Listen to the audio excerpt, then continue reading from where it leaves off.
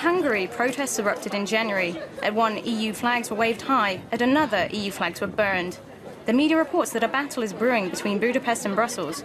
We went to the Hungarian capital to see what the real story is.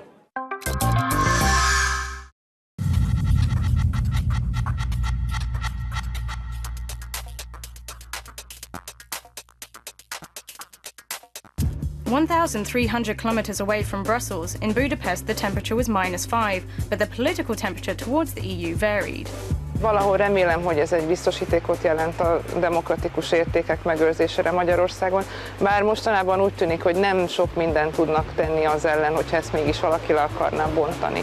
Szerintem senkinek fogalma sincs arról, hogy mi zajlik mondjuk az Európai Parlamentben, de gondolom én azt érzik, hogy ugye mi, mint például Magyarország, meg a többi kisország bábuk vagyunk, és akkor valaki onnan fentről irányít, meg dirigál, és annak úgy kell történnie. Mindig kell egy nagyobb testvér, én úgy gondolom, pláne a jelenlegi helyzetben, ahova integrálódni tudunk, akár politikailag, eszmeileg, gazdaságilag is.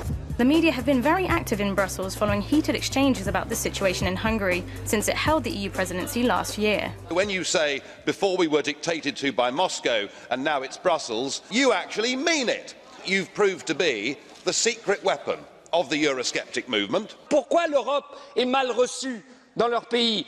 Parce qu'il y a des hommes politiques, des femmes politiques qui parlent d'une certaine manière ici et d'une autre manière dans leur pays. Et c'est ça qui fait mal à l'Europe. More recently, at a hearing in Brussels, EU Commissioner Neelie Kroes and Hungarian Deputy Prime Minister Tibor Navracsics didn't always see eye to eye.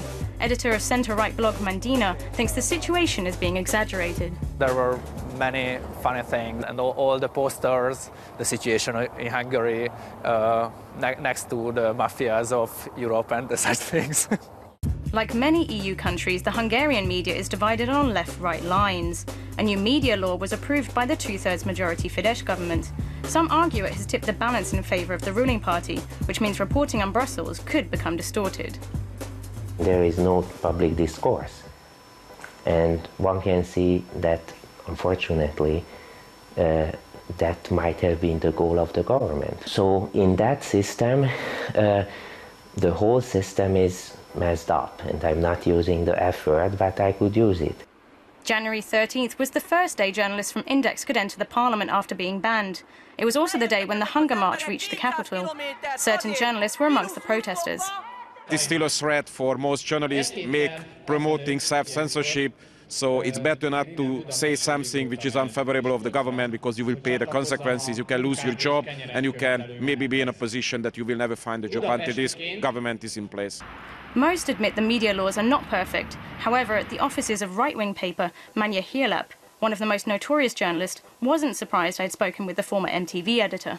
Ki más azt állítani, hogy Magyarországon nem szabad a média, azt állítani, hogy Magyarországon fenyegetik az újságírókat. És mondjuk emiatt Orbán Viktort náci egyenruhába lerajzolni a Le Monde címlapján. Tehát, hogyha jó indulatú vagyok, akkor túlzás, ha rossz indulatú vagyok, akkor hazugság. At left-wing newspaper Népszava, it appears not everyone's work has been affected by the changes in media law. Én nem érzem úgy továbbra sem, hogy félnem kell attól, amit leírok. Inkább abban érzek változást, hogy a kommentelőink, tehát korábban ugye bárki bármit írhatott a mi oldalunkra, tehát mi az online részlegen dolgozom itt az újságnál, és sokkal szigorúbban nézik a kommenteket, mint korábban.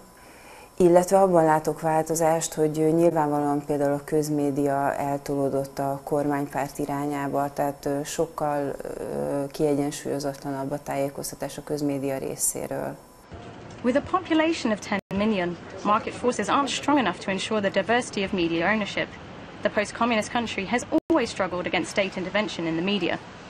For almost 2 decades, Hungarian public kind of used to the fact that there is the leftist media and there is the rightish media.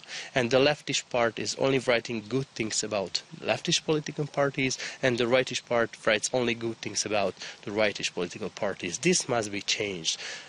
I don't think it's an exaggeration to say that independent media is barely existing today in Hungary.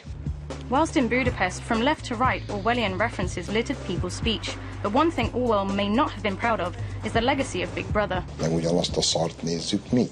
Ha 100 év múlva valaki erről a korról képet akar nyerni, és előveszi mondjuk az archívumokból a való világokat, tök mindegy, hogy a portugált, a magyart vagy az oroszt, azt fogja gondolni, hogy a 21. század elején Európában gyakorló elmebetegek éltek. És egyébként tök igaza lesz. The new media law was supposed to clean up what many saw as the depraved Big Brother-style programs, but it also raises fears about state control of the media. Orwell's writings are a reminder of what absolute power entails. When reporting battles with the EU, freedom of the press is crucial for journalists to remain critical of any institution, whether based in Brussels or Budapest.